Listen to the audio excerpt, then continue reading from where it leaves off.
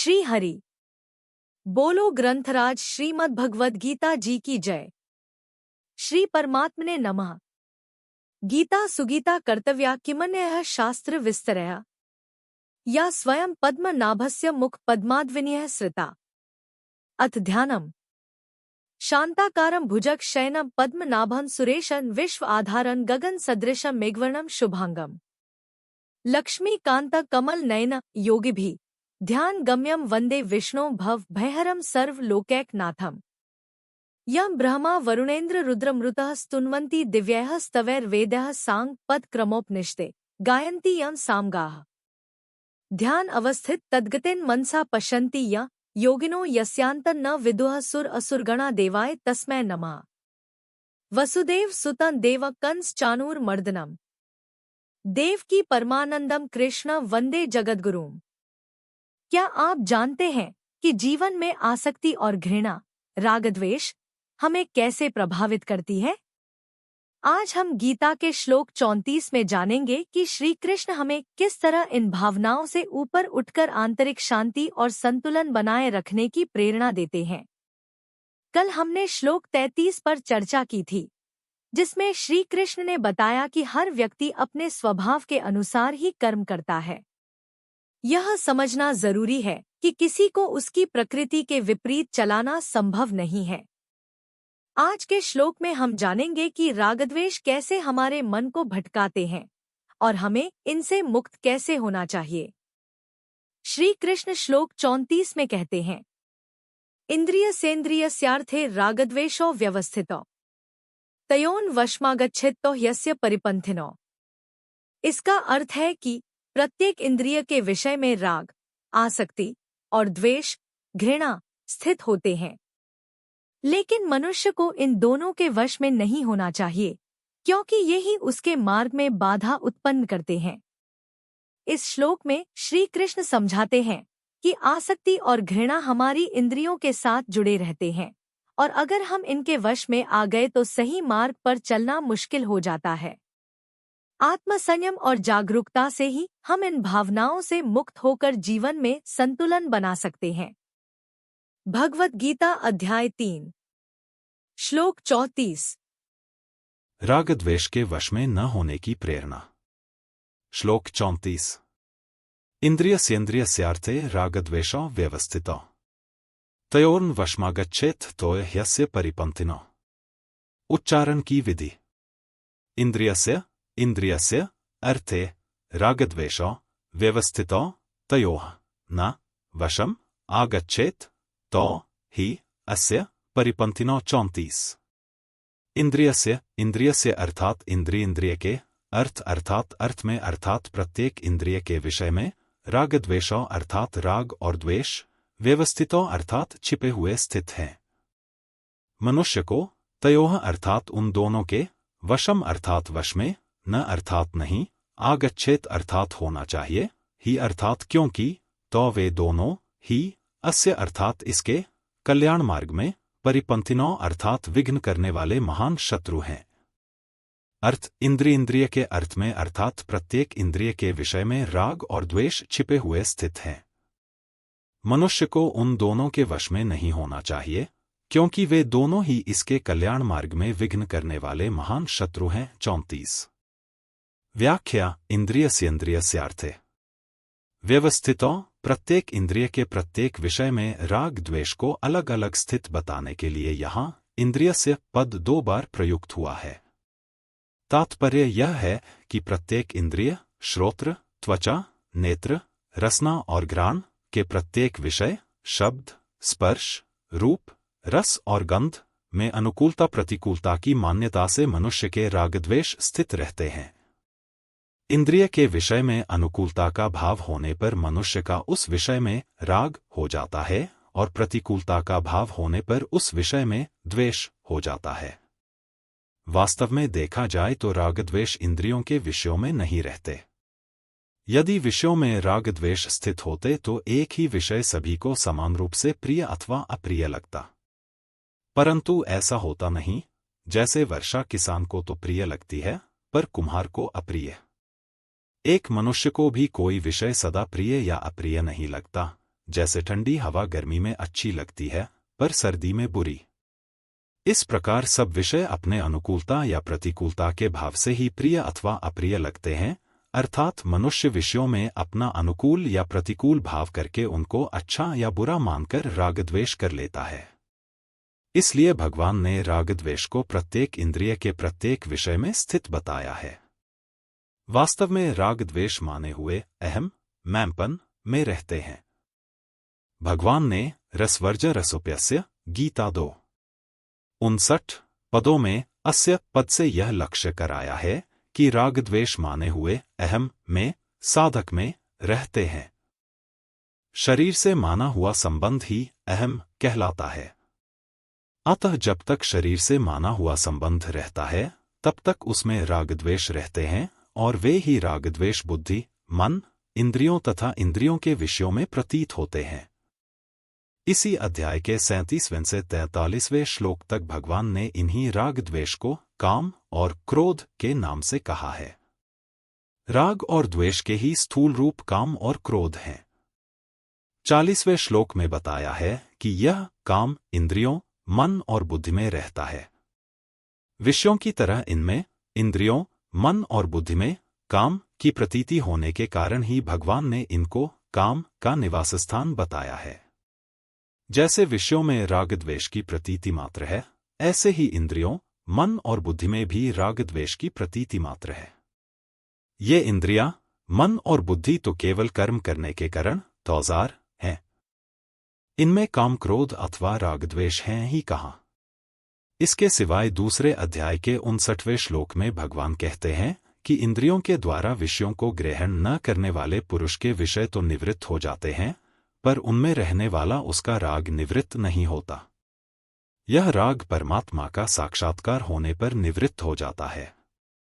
तयोर्न वशमागच्छेत, इन पदों से भगवान साधक को आश्वासन देते हैं कि राग-द्वेष की वृत्ति उत्पन्न होने पर उसे साधन और साध्य से कभी निराश नहीं होना चाहिए, अपितु राग-द्वेष की वृत्ति के वशीभूत होकर उसे किसी कार्य में प्रवृत्त अथवा निवृत्त नहीं होना चाहिए। कर्मों में प्रवृत्ति या निवृत्ति शास्त्र के अनुसार ही होनी चाहिए। गीता 16वें अध्याय का 24वां श्लोक। यदि राग-द्वेष को लेकर ही साधक की कर्मों में प्रवृत्ति या निवृत्ति होती है तो इसका तात्पर्य यह होता है कि साधक राग-द्वेष के वश में हो गया है। राग-पूर्वक प्रवृत्ति या निवृत्ति होने से राग पुष्ट होता है और द्वेष-पूर्वक प्रवृत्ति या निवृत्ति होने से द्वेष पुष्ट होता है। इस प्रकार राग-द्वेष पुष्ट होने के फलस्वरूप पतन ही होता है।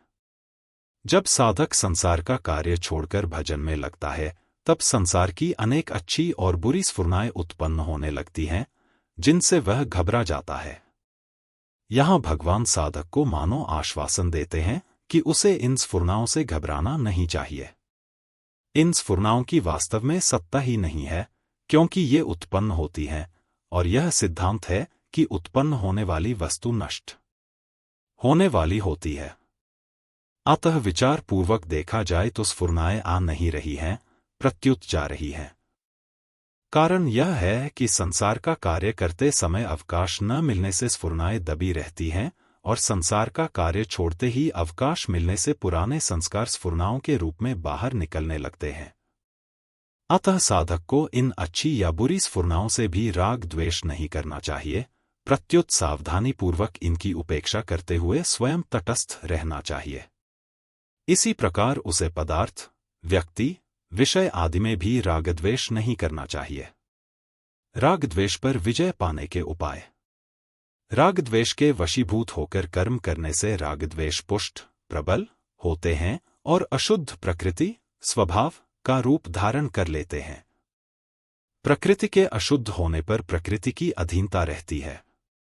ऐसी अशुद्ध प्रकृति की अधीनता से होने वाले कर्म मनुष्य को बांधते हैं। अतः राग-द्वेष के वश में होकर कोई प्रवृत्ति या निवृत्ति नहीं होनी चाहिए। यह उपाय यहाँ बताया गया। इससे पहले भगवान कह चुके हैं कि जो मेरे मत का अनुसरण करता है वह कर्म बंधन से छूट जाता है। गीता 3 अध्याय का 31वां श्लोक। इसलिए राग-द्वेष की वृत्ति के वश में न होकर भगवान के मत के अनुसार कर्म करने से राग-द्वेष सुगमतापूर्वक मिट जाते हैं।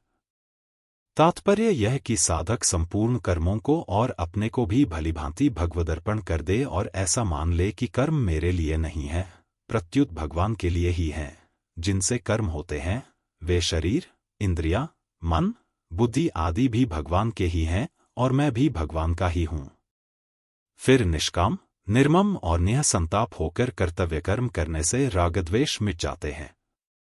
इस प्रकार भगवान के मत अर्थात सिद्धांत को सामने रखकर ही किसी कार्य में प्रवृत्त या निवृत्त होना चाहिए। संपूर्ण सृष्टि प्रकृति का कार्य है और शरीर सृष्टि का एक अंश है।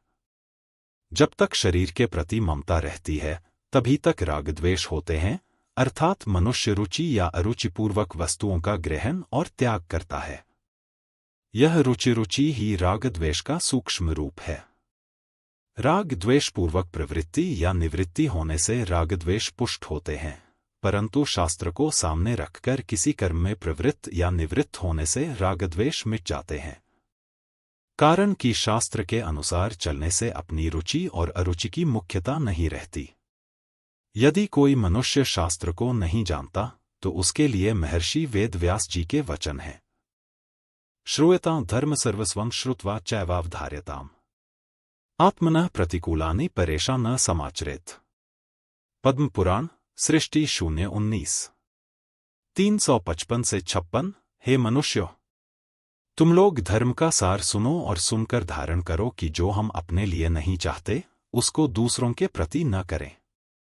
जीवन मुक्त महापुरुष भी शास्त्र मर्यादा को ही आदर देते हैं।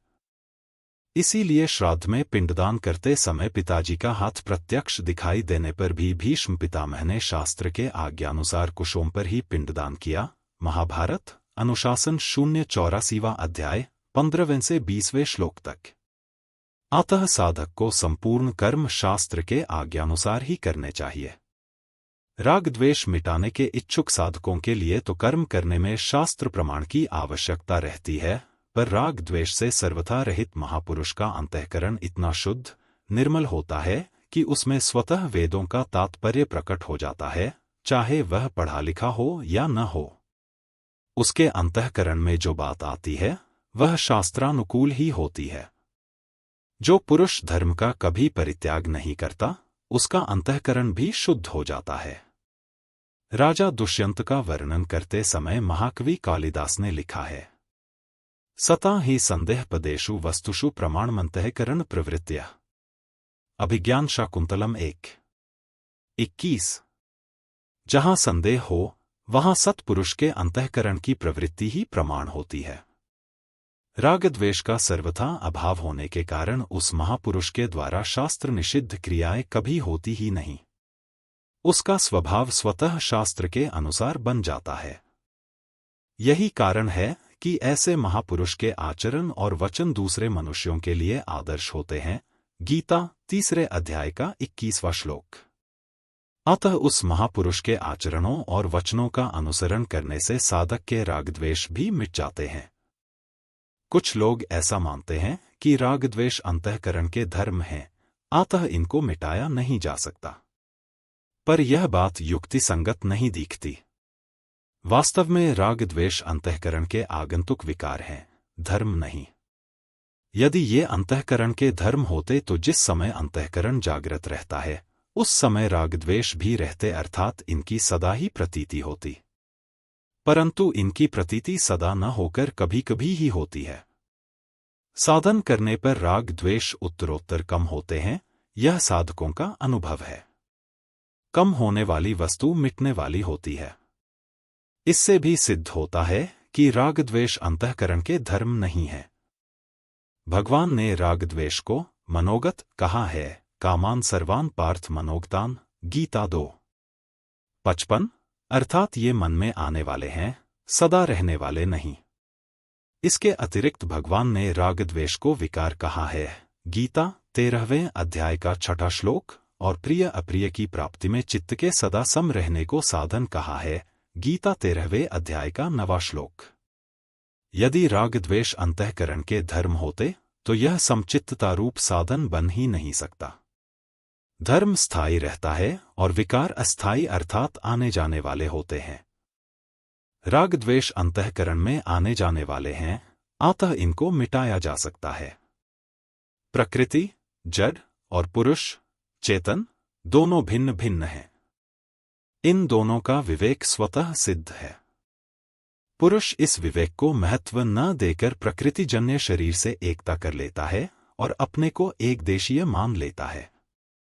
यह जड़ चेतन का तादात्म्य में ही अहम, मैं कहलाता है और इसी में राग द्वेष रहते हैं। तात्पर्य यह है कि अहंता, मैंपन में राग द्वेष रहते हैं और राग द्वेष से अहंता पुष्ट होती है। यही राग द्वेष बुद्धि में प्रतीत होते हैं, जिससे बुद्धि में सिद्धांत आदि को लेकर अपनी मान्यता प्रिय और दूसरों की मान्यता अप्रिय लगती है। फिर ये राग द्वेष मन में प्रतीत होते हैं, जिससे मन के अनुकूल बातें प्रिय और प्रतिकूल बातें अप्रिय लगती हैं। फिर यही राग द्वेष इंद्रियों में प्रतीत होते हैं, जिससे इंद्रियों के अनुकूल विषय प्रिय और प्रतिकूल विषय अप्रिय लगते हैं। यही राग द्वेष इंद्रियों के विषयों, शब्द, स्पर्श, रूप, रस और गंध में अपनी अनुकूल और प्रतिकूल भावना को लेकर प्रतीत होते हैं। अतः जड़ चेतन की ग्रंथिरूप अहंता, मैंपन के मिटने पर राग द्वेष का सर्वथा अभाव हो जाता है, क्योंकि अहंता पर ही राग द्वेष टिके हुए हैं। मैं सेवक हूं, मैं जिज्ञासु हूं, मैं भक्त हूं। ये सेवक, जिज्ञासु और भक्त जिस मैं में रहते हैं, उसी मैं में राग द्वेष भी रहते हैं। राग द्वेष न तो केवल जड़ में रहते हैं और न केवल चेतन में ही रहते हैं, प्रत्युत जड़ चेतन के माने हुए संबंध में रहते हैं। जड़ चेतन के माने हुए संबंध में रहते हुए भी ये राग द्वेष प्रधानतः जड़ में रहते हैं। जड़ चेतन के तादात्म्य में जड़ का आकर्षण जड़ अंश में ही होता है, पर तादात्म्य के कारण वह चेतन में दिखता है। जड़ का आकर्षण ही राग है। अतः जब साधक शरीर, जड़ को ही अपना स्वरूप मान लेता है, तब उसे राग द्वेष को मिटाने में कठिनाई प्रतीत होती है। परंतु अपने चेतन स्वरूप की ओर दृष्टि रहने से उसे राग द्वेष को मिटाने में कठिनाई प्रतीत नहीं होती। कारण कि राग द्वेष स्वतः सिद्ध नहीं है, प्रत्युत जड़, असत के संबंध से उत्पन्न होने वाले हैं। यदि सत्संग, भजन, ध्यान आदि में राग होगा तो संसार से द्वेष होगा, परंतु प्रेम होने पर संसार से द्वेष नहीं होगा, प्रत्युत संसार की उपेक्षा, विमुक्ता होगी। साधक का सत्संग आदि में राग है या प्रेम, इसे इस उदाहरण से जान सकते हैं। सत्संग, भजन, ध्यान आदि में कोई व्यक्ति बाधा पहुंचाए तो उस पर क्रोध आने से समझना चाहिए कि सत्संग आदि में राग है, और उस पर क्रोध न आकर रोना आ जाए तो समझना चाहिए कि सत्संग आदि में प्रेम है। कारण कि अपने में लगन, दृढ़ता की कमी होने से ही साधन में बाधा लगती है। इसलिए बाधा लगने पर अपने में लगन की कमी देखकर साधक को रोना आ जाता है। ऐसे ही दूसरे धर्म, संप्रदाय आदि के व्यक्ति हमें बुरे लगें तो समझना चाहिए कि अपने धर्म, संप्रदाय आदि में हमारा राग है।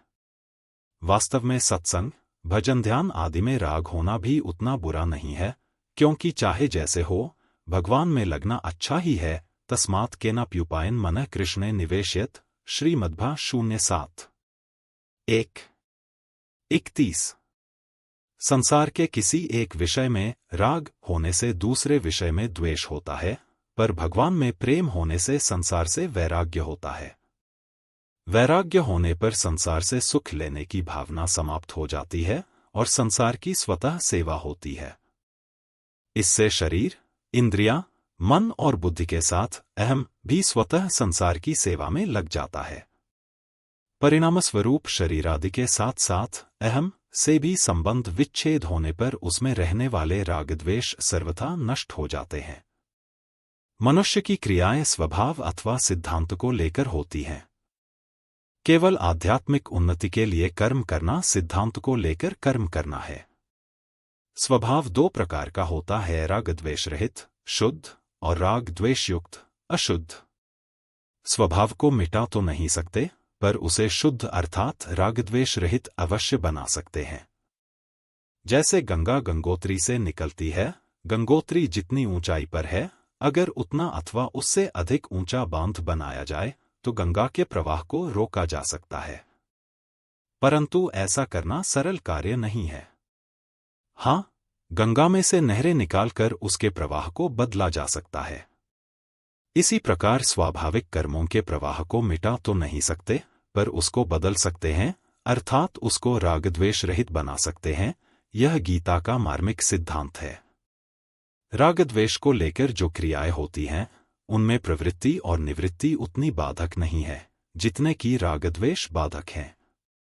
इसीलिए भगवान ने रागद्वेष का त्याग करने वाले को ही सच्चा त्यागी कहा है। गीता 18वें अध्याय का 10वां श्लोक।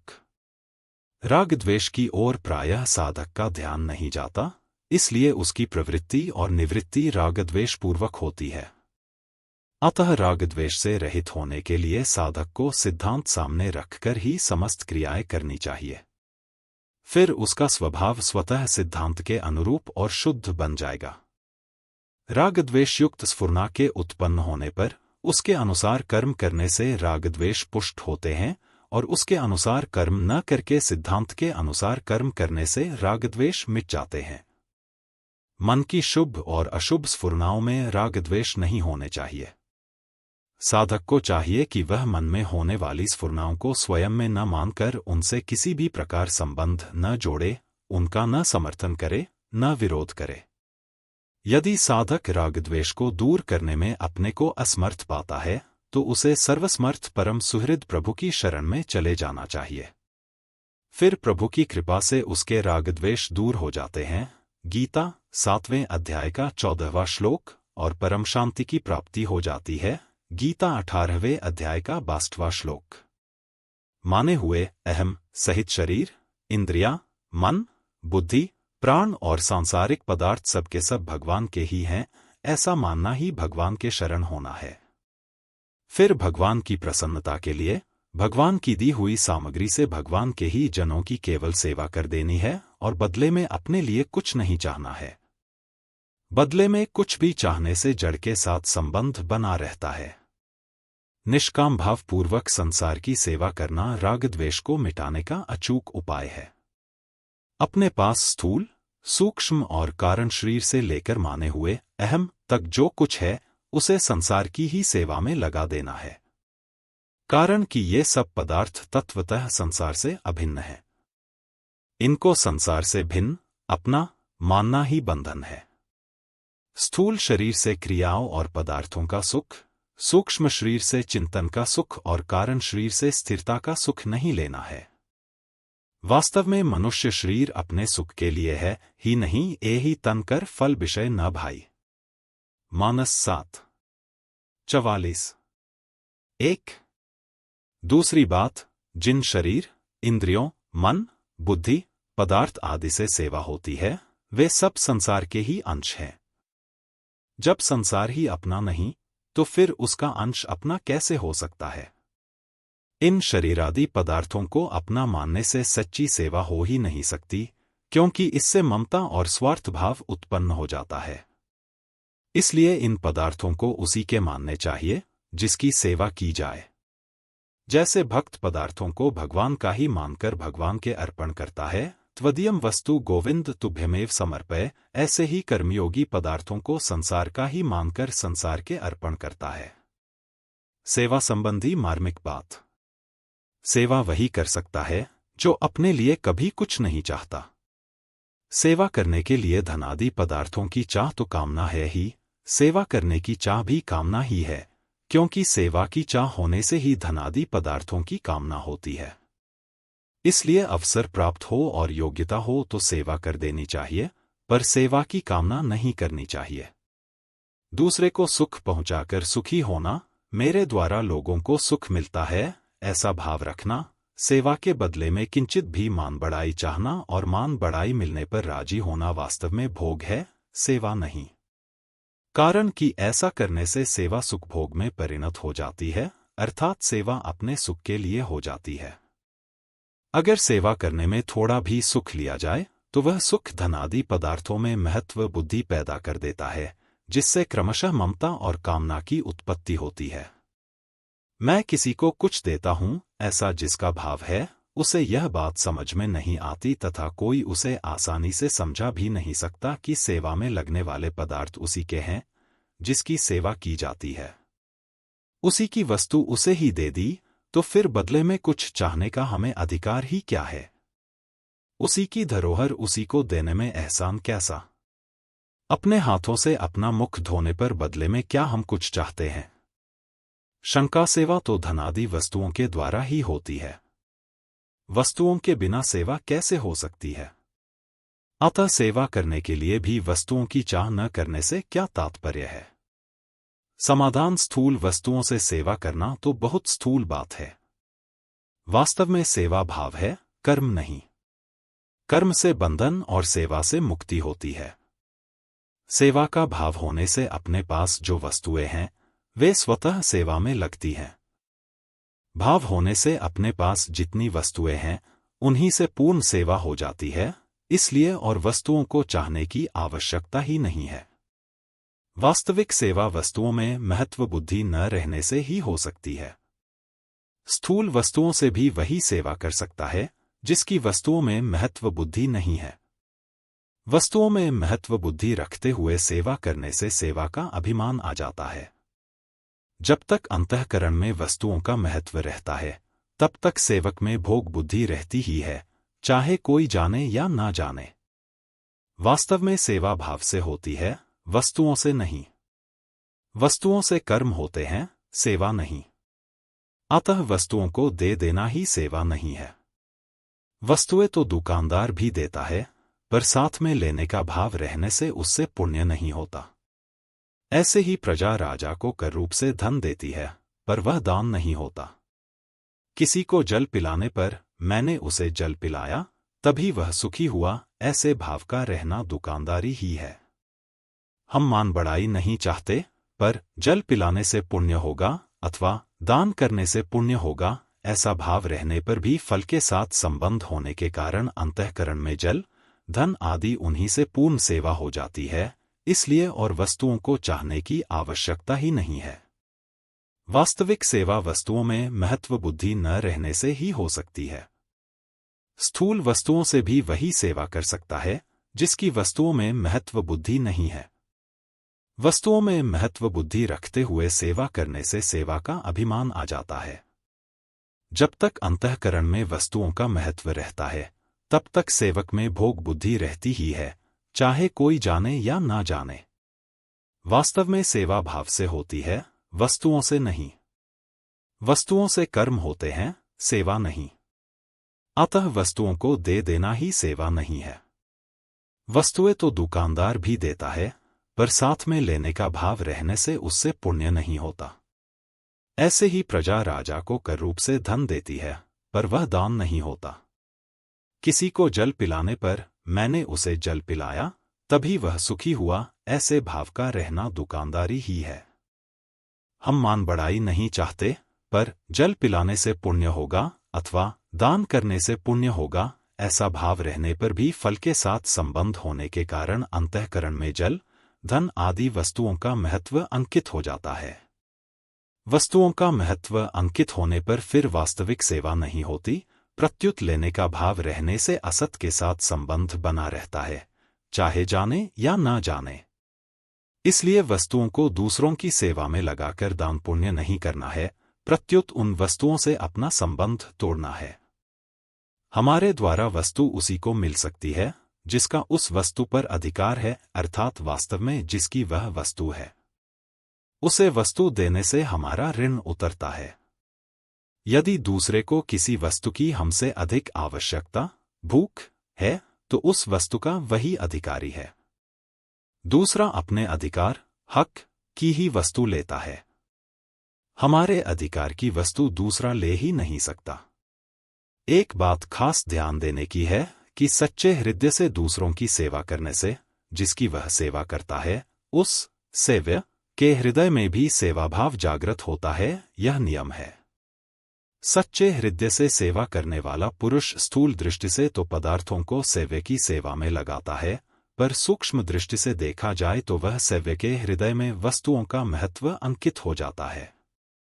वस्तुओं का महत्व अंकित होने पर फिर वास्तविक सेवा नहीं होती, प्रत्युत लेने का भाव रहने से असत के साथ संबंध बना रहता है, चाहे जाने या ना जाने।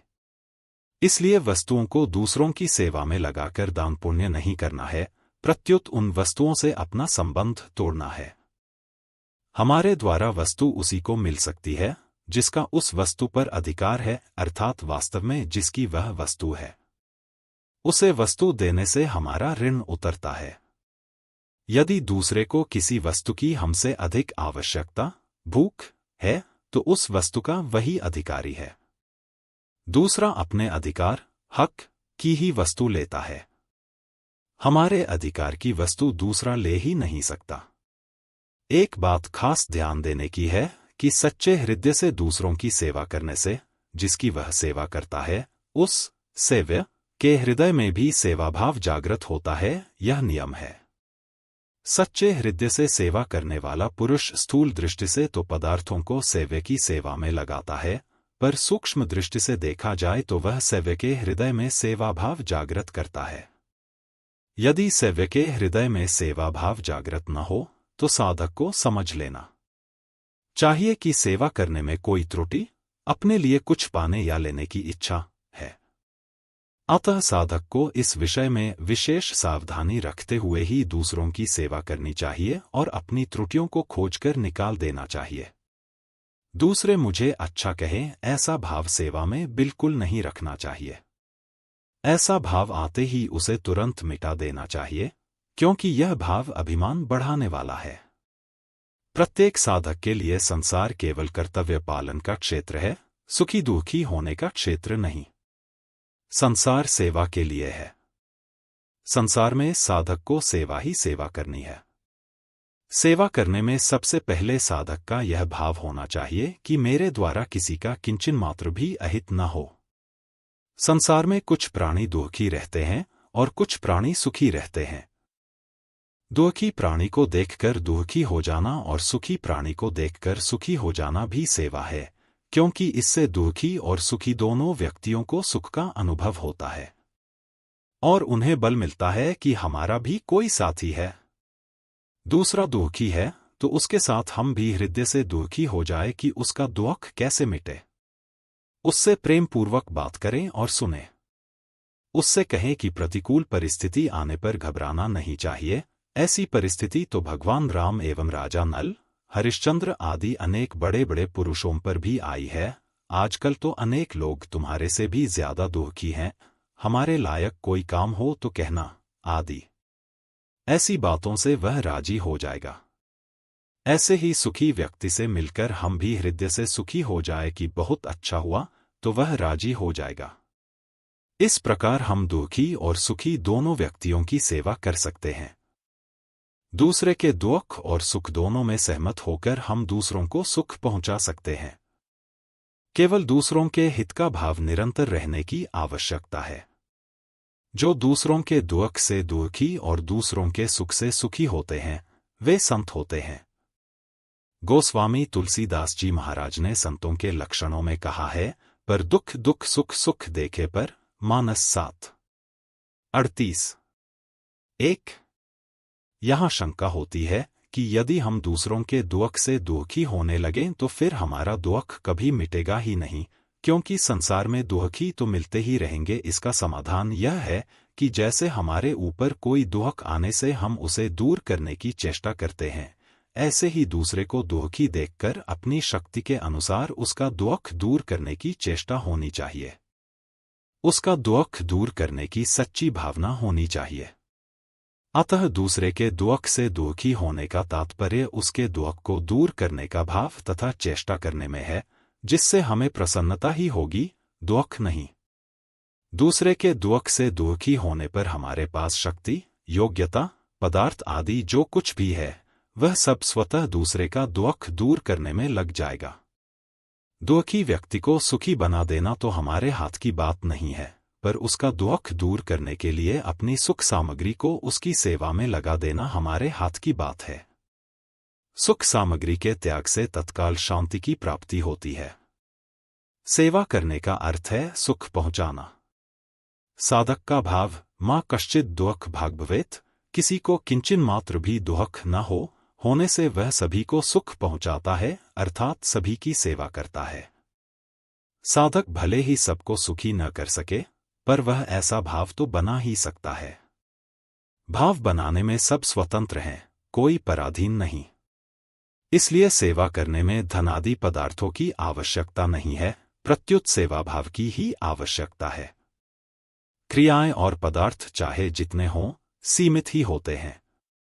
सीमित क्रियाओं और पदार्थों से सेवा भी सीमित ही होती है, फिर सीमित सेवा से असीम तत्व परमात्मा की प्राप्ति कैसे हो सकती है? परंतु भाव असीम होता है। असीम भाव से सेवा भी असीम होती है और असीम सेवा से असीम तत्व की प्राप्ति होती है। इसलिए सेवा भाव वाले व्यक्ति की क्रियाएं और पदार्थ कम होने पर भी उसकी सेवा कम नहीं समझनी चाहिए, क्योंकि उसका भाव असीम होता है।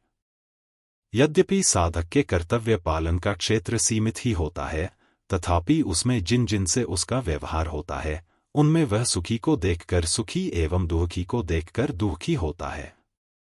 पदार्थ, शरीर, इंद्रियां, मन, बुद्धि आदि को जो अपना नहीं मानता, वही दूसरों के सुख में सुखी एवं दुख में दुखी हो सकता है। शरीर, इंद्रियां, मन आदि अपने और अपने लिए हैं ही नहीं, यह वास्तविकता है।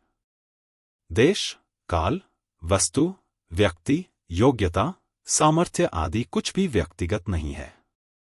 इन पदार्थों में भूल से माने हुए अपनेपन का त्याग प्रत्येक मनुष्य कर सकता है, चाहे वह दरिद्र से दरिद्र हो अथवा धनी से धनी, पढ़ा लिखा हो अथवा अनपढ़। इस त्याग में सब के सब स्वाधीन तथा समर्थ हैं। सच्चे सेवक की वृत्ति नाशवान वस्तुओं पर जाती ही नहीं, क्योंकि उसके अंतःकरण में वस्तुओं का महत्व नहीं होता। अंतःकरण में वस्तुओं का महत्व होने पर ही वस्तुएं व्यक्तिगत, अपनी प्रतीत होती हैं। साधक को चाहिए कि वह पहले से ही ऐसा मान ले कि वस्तुएं मेरी नहीं हैं और मेरे लिए भी नहीं हैं। वस्तुओं को अपनी और अपने लिए मानने से भोग ही होता है, सेवा नहीं। इस प्रकार वस्तुओं को अपनी और अपने लिए न मानकर सेवकी ही मानते हुए सेवा में लगा देने से राग द्वेष सुगमतापूर्वक मिट जाते हैं। तो ह्यस्य परिपंथिनो, पारमार्थिक मार्ग में राग द्वेष ही साधक की साधन संपत्ति को लूटने वाले मुख्य शत्रु हैं। परंतु इस ओर प्रायः साधक ध्यान नहीं देता। यही कारण है कि साधन करने पर भी साधक की जितनी आध्यात्मिक उन्नति होनी चाहिए, उतनी होती नहीं। प्रायः साधकों की यह शिकायत रहती है कि मन नहीं लगता, पर वास्तव में मन का न लगना उतना बाधक नहीं है, जितने बाधक राग द्वेष हैं। इसलिए साधक को चाहिए कि वह मन की एकाग्रता को महत्व न दे और जहां जहां राग द्वेष दिखाई दे, वहां वहां से उनको तत्काल हटा दे। राग द्वेष हटाने पर मन लगना भी सुगम हो जाएगा। स्वाभाविक कर्मों का त्याग करना तो हाथ की बात नहीं है, पर उन कर्मों को राग द्वेष पूर्वक करना या न करना बिल्कुल हाथ की बात है। साधक जो कर सकता है, वही करने के लिए भगवान आज्ञा देते हैं कि राग द्वेषयुक्त स्फुरना उत्पन्न होने पर भी उसके अनुसार कर्म मत करो, क्योंकि वे दोनों ही पारमार्थिक मार्ग के लुटेरे हैं। ऐसा करने में साधक स्वतंत्र है। वास्तव में राग द्वेष स्वतः नष्ट हो रहे हैं, पर साधक उन राग द्वेष को अपने में मानकर उन्हें सत्ता दे देता है और उसके अनुसार कर्म करने लगता है। इसी कारण वे दूर नहीं होते। यदि साधक राग द्वेष को अपने में न मानकर उसके अनुसार कर्म न करे, तो वे स्वतः नष्ट हो जाएंगे। परिशिष्ट भाव, सुख दुख का कारण दूसरे को मानने से ही राग द्वेष होते हैं, अर्थात जिसको सुख देने वाला मानते हैं, उसमें राग हो जाता है, और जिसको दुख देने वाला मानते हैं, उसमें द्वेष हो जाता है। अतः राग द्वेष अपनी भूल से पैदा होते हैं, इसमें दूसरा कोई कारण नहीं है। राग द्वेष होने के कारण ही संसार भगवत स्वरूप नहीं दिखता, प्रत्युत जड़ और नाशवान दिखता है। अगर राग द्वेष न हो तो जड़ता है ही नहीं, प्रत्युत सब कुछ चिन्मय परमात्मा ही है। वासुदेवः सर्वम, गीता 7:19। अगर मन बुद्धि में राग द्वेषादि कोई दोष पैदा हो जाए तो उसके वश में नहीं होना चाहिए, अर्थात उसके अनुसार कोई निषिद्ध क्रिया नहीं करनी चाहिए। उसके वशीभूत होकर क्रिया करने से वह दोष दृढ़ हो जाएगा। परंतु उसके वशीभूत होकर क्रिया न करने से एक उत्साह पैदा होगा। जैसे किसी ने हमारे से कड़वी बात कह दी, पर हमें क्रोध नहीं आया तो हमारे भीतर एक उत्साह, प्रसन्नता होगी कि आज तो हम बच गए। परंतु इसमें अपना बल न मानकर भगवान की कृपा माननी चाहिए कि उनकी कृपा से ही हम बच गए, नहीं तो इसके वशीभूत हो जाते। इस तरह साधक को कभी भी कोई दोष दिखे तो वह उसके वशीभूत न हो और उसको अपने में भी न माने। अगर राग द्वेष अपने में होते तो जब तक अपनी सत्ता रहती तब तक राग द्वेष भी रहते। परंतु यह सबका अनुभव है कि हम तो निरंतर रहते हैं, पर राग द्वेष निरंतर नहीं रहते, प्रत्युत आते जाते हैं। सत्तारूप स्वयं में राग द्वेष आ ही नहीं सकते, कारण कि हमारा स्वयं का विभाग अलग है और राग द्वेष का विभाग अलग है। जिसको राग द्वेष के आने जाने का ज्ञान होता है वह राग द्वेष से अलग होता है। अतः राग द्वेष हमारे से भी अलग हैं और जिनमें ये प्रतीत होते हैं उन मन बुद्धि आदि से भी अलग हैं। मनोगतान गीता 2:55। इंद्रियस्येन्द्रियस्यार्थे रागद्वेषौ व्यवस्थितौ पदों का तात्पर्य है कि अनुकूलता प्रतिकूलता दोनों में राग न करे, प्रत्युत उनका सदुपयोग करे, अर्थात अनुकूलता में दूसरों की सेवा करे और प्रतिकूलता में अनुकूलता की इच्छा का त्याग करे। तयोर्न वशमागच्छेत पदों का तात्पर्य है कि अनुकूलता प्रतिकूलता में सुखी दुखी न हो। सुखी दुखी होना फलासक्त होना है और फलासक्त मनुष्य बंध जाता है। फले सक्तो निबध्यते गीता 5:12। कल के श्लोक 35 में हम चर्चा करेंगे कि अपने धर्म का पालन करना क्यों दूसरों के धर्म का पालन करने से बेहतर है, भले ही वह कठिन या अधूरा क्यों न लगे। यह श्लोक हमें जीवन में स्वधर्म की महिमा को समझाएगा। दोस्तों, अगर आपको आज का वीडियो पसंद आया हो और आपने कुछ नया सीखा हो तो वीडियो को लाइक और शेयर करना न भूलें। कल हम श्लोक 28 पर चर्चा करेंगे, तो चैनल को सब्सक्राइब करें ताकि आपसे कोई भी महत्वपूर्ण जानकारी मिस न हो। आप अपने सवाल या विचार भी कमेंट बॉक्स में शेयर कर सकते हैं। अपनी आज की सीख को कमेंट में जरूर साझा करें और इसे अपने दोस्तों और परिवार के साथ शेयर करें। अगर आपके कमेंट पर 9 लाइक्स मिलते हैं तो आपको 2 महीने का YouTube प्रीमियम सब्सक्रिप्शन पाने का मौका मिलेगा। तो जल्दी से शेयर करें और इस अनोखे ऑफर का फायदा उठाएं। कल मिलते हैं नए श्लोक की व्याख्या के साथ। तब तक कीप लर्निंग, कीप ग्रोइंग।